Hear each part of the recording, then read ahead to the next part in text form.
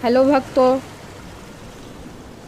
सबसे पहले शिव गुरु के चरणों में प्रणाम, माता पार्वती जी के चरणों में प्रणाम, गणेश जी के चरणों में प्रणाम, कार्तिकेय जी के चरणों में प्रणाम, विष्णु भगवान लक्ष्मी माता के चरणों में प्रणाम, सरस्वती माता के चरणों में प्रणाम, सभी देवी देवताओं के चरणों में प्रणाम, बजरंग बली के चरणों में प्रणाम।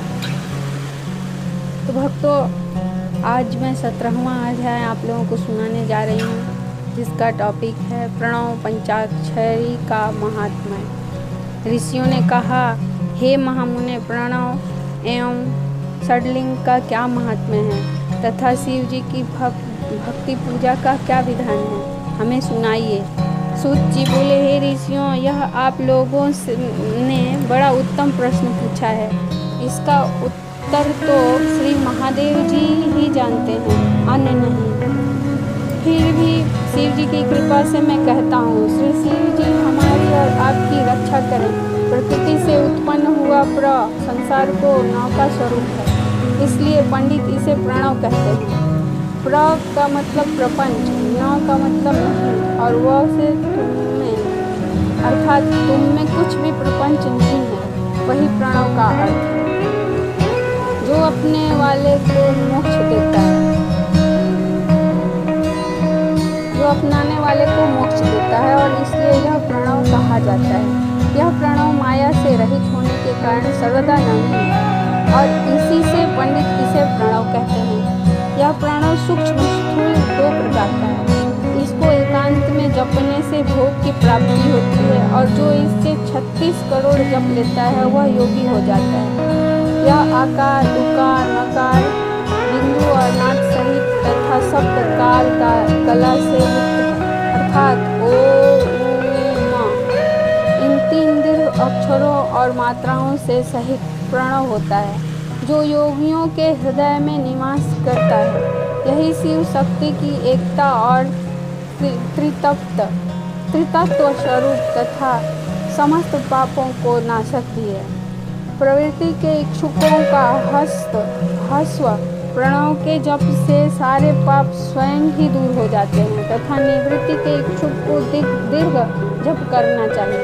वेद के आदिम तथा दोनों समय की संध्या वंदन में सर्वप्रथम ओंकार का प्रयोग करना चाहिए। प्रणव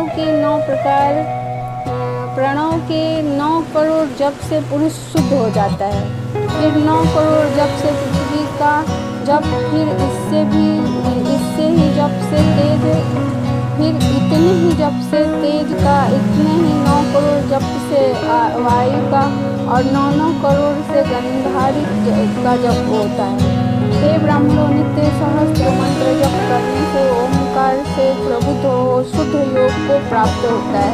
फिर जितेंद्रिय हो, जो 105 करोड़ प्रणव का जप करता है, वह पंचाणव से बाहर शिव लोक को प्राप्त होता है, जहाँ राजमंडप, उत्तम नंदी का स्थान और कप रूप ऋषभ के दर्शन होते हैं। जहाँ नंदी का स्थान है, उसके आगे के शिव वैभव को कोई नहीं जानता। वहाँ नंदिकेश्वर बाहर स्थित होकर पंचाक्षर मंत्र की उपासना करते हैं। महात्माओं का वाक्य है कि शिवलोक की जानकारी बिना शिव की कृपा के नहीं होती। जो ब्राह्मण और गुरु से प्राप्त कर शिव पंचाक्षरी का 5 लाख जप करता है, उसकी आयु बढ़ती है।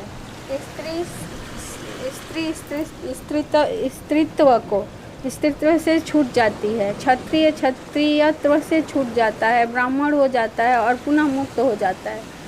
वैश्यत्व से छूट जाता है, क्षत्रिय हो जाता है और ब्राह्मण कहलाता है।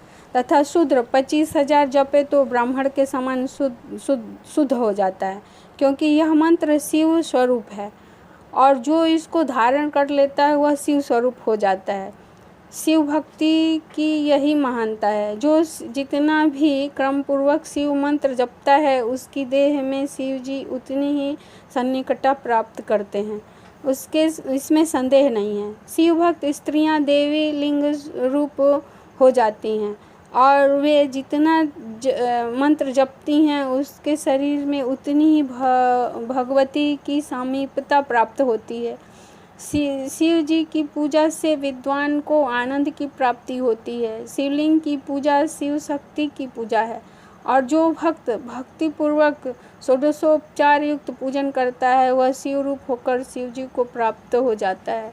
यह अध्याय वेद सम्मत है।